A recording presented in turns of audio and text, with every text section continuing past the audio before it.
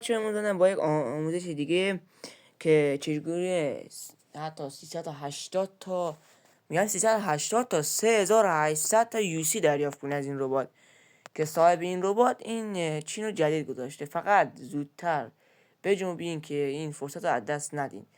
بچه لینک این ربات من براتون گذاشتم. خب توی کانال ما که اگه توی سرچ تلگرام بزنید کسب درآمد با آموزش های پابجی براتون میاد. خب اینجا نوشته رابط و بوت و شهدات. حالا من عربی خیلی ضعیفه. این ربات عربیه. خب اینجا روی این لینک بنفش که کلیک بکنید روی این بزنید. خب همچون صفحه میاد که مثلا بعد تعشیق چین میزنیم.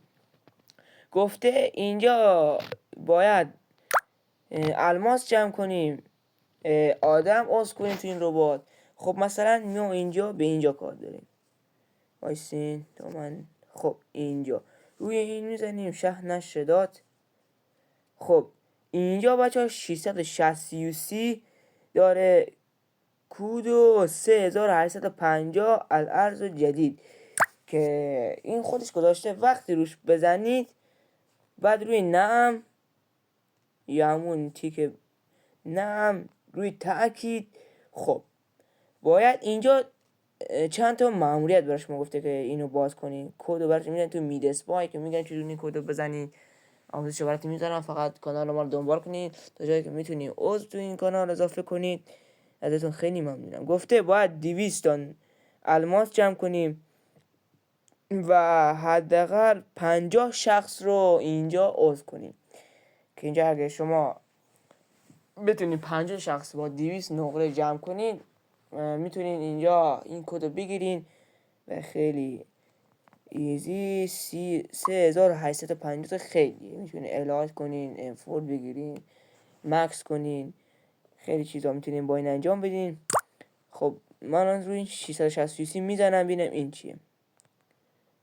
خب اینجا گفته فکر کنم 80 نفر رو عضو کنم که بتونم 660 رو بگیرم. خب روی جلب و رابطی که بزنین این یک همچین صفحه یک لینک بعد میونه که اینو با دوستان رو به اشتراک بگذارین که 50 شخص رو چی کنین عضو کنین و این 660 رو بگیرین. خب با اینم میتونین مشارکت و رابطه و دعوت اینجا اینو میگم اینو بزنید برای دوستان ارسال میکنین یا این کد رو کپی میکنین برای دوستان. خب بچه ها این آموزش امروزم بود که خیلی هم آسون میتونین دعوت کنین و از این ربات UC دریافت کنین. تا ویدیو بعدی خدایا رو نگهدارتون.